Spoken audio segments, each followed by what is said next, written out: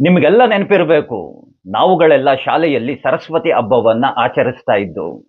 Exam ಹತ್ರ ಬಂದ್ರೆ ಸಾಕು, ತಾಯಿ ಸರಸ್ವತಿಯ ಫೋಟೋವನ್ನ ಇಟ್ಟು, ನಮ್ಮೆಲ್ಲ ಪುಸ್ತಕಗಳನ್ನ ತಾಯಿ ಸರಸ್ವತಿಯ ಫೋಟೋ ಮುಂದೆ ಇಟ್ಟು, ಪೂಜೆಯನ್ನ ಸಲ್ಲಿಸಿ, ಯಾವುದೇ ರೀತಿಯಾದಂತಹ ಭೇದ ಭಾವಗಳು ಇಲ್ಲದೆಲೇನೆ ಪ್ರಸಾದವನ್ನ ಹಂಚಿ ತಿಂತಾ ಇದ್ದು. ಈಗ ಕಾಲ ಹೇಗೆ ಸಂಪೂರ್ಣವಾಗಿ ಬದಲಾಗ್ಬಿಟ್ಟಿದೆ ನೋಡಿ. ಅದು ಕೇವಲ 15-20 ವರ್ಷಗಳಲ್ಲೇನೆ.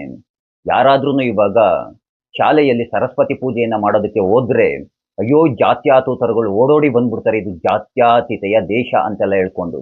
ಇಂತಹ ಬದಲಾವಣೆಗೆಲ್ಲ ಮೂಲ ಕಾರಣ ಯಾರು? ಈ ಜಾತ್ಯತೀತ ಹಿಂದೂಗಳೇನೆ. ಒಂದು ವಿಪರ್ಯಾಸ ಅಂತಂದ್ರೆ, ಮೊದಲೆಲ್ಲ ಶಾಲೆಗಳಲ್ಲಿ ದೇವರ ಫೋಟೋವನ್ನ ಇಟ್ಟು ದೇವರಿಗೆ ಪೂಜೆಯನ್ನ ಸಲ್ಲಿಸ್ತಾ ಇದ್ದು.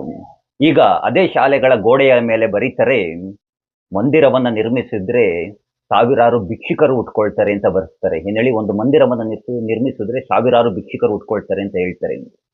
ಶಾಲೆಯಲ್ಲಿ ನಮ್ಮ ಹಿಂದೂ ಧರ್ಮದ ಬಗ್ಗೆ ಏನಾದ್ರೂ ಪಾಠಗಳನ್ನ ಮಾಡಿದ್ರೆ ಅಥವಾ ದೇವರನ್ನ ಪೂಜೆಯನ್ನ ಮಾಡಿದ್ರೆ, ಹಿಂದೂಗಳ ಬಗ್ಗೆ ಮಾತನಾಡಿದ್ರೆ, ಆಚರಣೆಗಳನ್ನ ಮಾಡಿದ್ರೆ ಅದನ್ನ ಕೋಮುವಾದ ಅಂತ ಹೇಳ್ತಾರೆ.